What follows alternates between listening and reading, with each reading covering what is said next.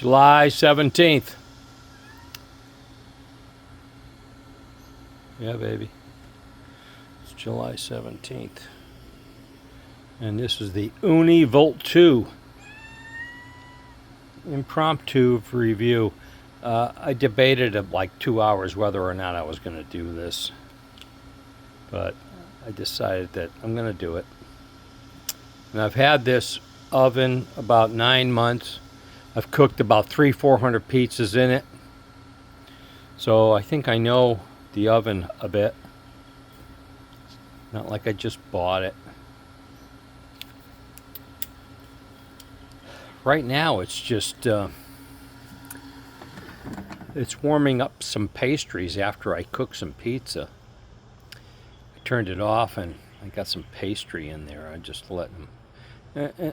And I gotta say, for a kitchen appliance, if you want to make Neapolitan style pizza, 12-inch pizzas at 800 degrees, this thing does it perfectly. I mean, absolutely perfectly. But you're not gonna start a pizza business and a pizza truck, or you're not gonna do it with this pizza oven. And it's a great oven, and it does a good job. And the controls are easy to use, and they're very effective. However, there's a glass door, and that thing gets all caked up like a frying pan to the point where you can't see through it. And I know in the instructions they say, don't get any water down in here. Yeah, I know that. But you see these grills here? They are also back here. You can't see them, but there's grills open back there. So if you're running a sponge and you're clean and it'll get into the control panel is at the bottom of the door. That's my complaint. They should have put the control panel like up on top, away from all the crud. Okay, so you really can't use this like for any type of commercial like pizza business. I've used it for the last 8 months just developing my recipes, but I'm not going to buy another one of these. In fact, I'll probably sell this one and buy an oven that, look at it. Consider this. These pizza houses with these brick ovens in New Haven, Pepe's, The Spot, they have ovens that have never needed any maintenance whatsoever. This thing failed after 8 months. I had the glass door all caked up. You know how a frying pan gets all caked up with grease? Well, I know it probably says don't do this in the instructions, but I did it anyway. I put baking powder, baking soda, and lime juice, and it soaked in to the control board, and the oven would not work after that. I spent 3 hours taking the whole thing apart and cleaning it, and I don't know why they put the control board down near the bottom. They should have put a control board up near the top. And so as a home appliance, if you're aware of the fact that you cannot get any water near this door, especially when it's open and down there. If you're aware of that, then okay, ladies and gentlemen, fine. But I probably skipped that step on the instructions, so my bad. So I'm not going to give it a terrible review. It makes pizza like flawlessly. Neapolitan style pizza, 3 minutes, and it's perfect.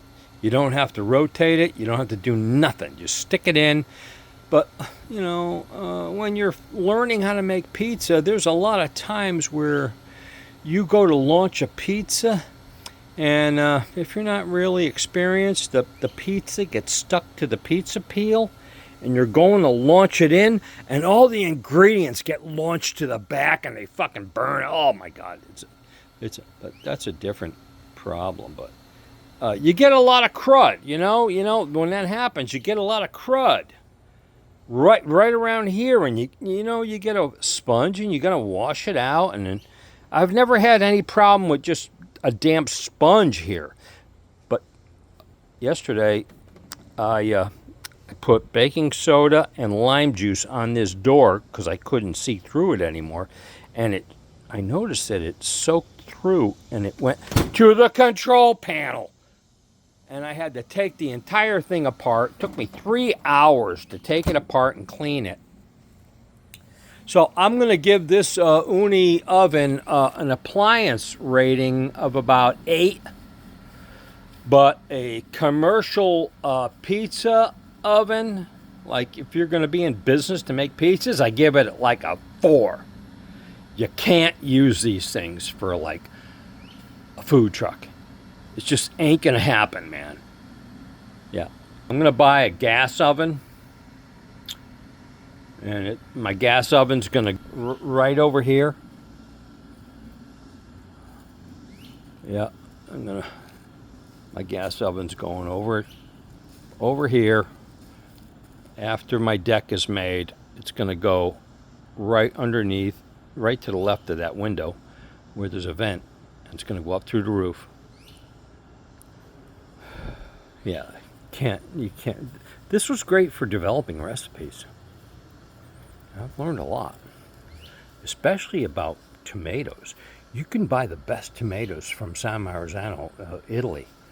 And if you don't use all those tomatoes in one night, and you put them in the refrigerator in a glass jar, put them in the refrigerator, in 2 days, they suck.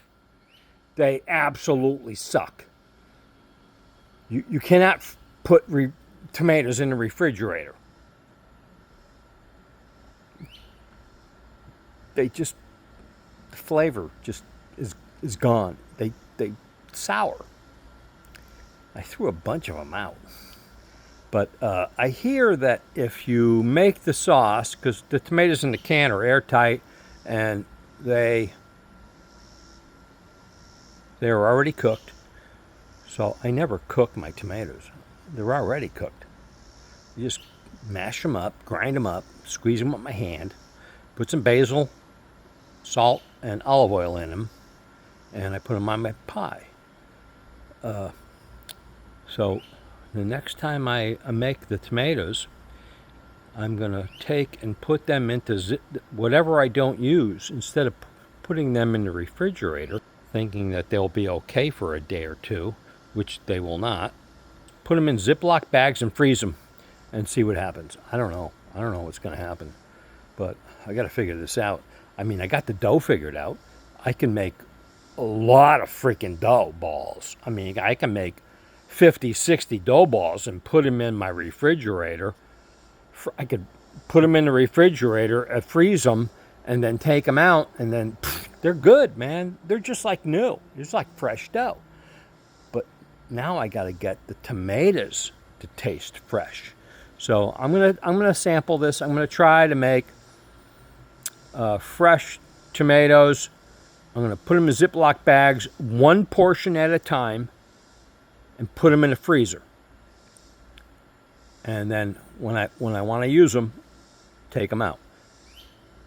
Because I don't have any volume of business here. I mean, I'm making 1, 2, 3 pieces a week. That's it. And a lot is going to waste. Even basil. I buy $4 worth of basil. I get 1 pizza, 2 pizzas. No.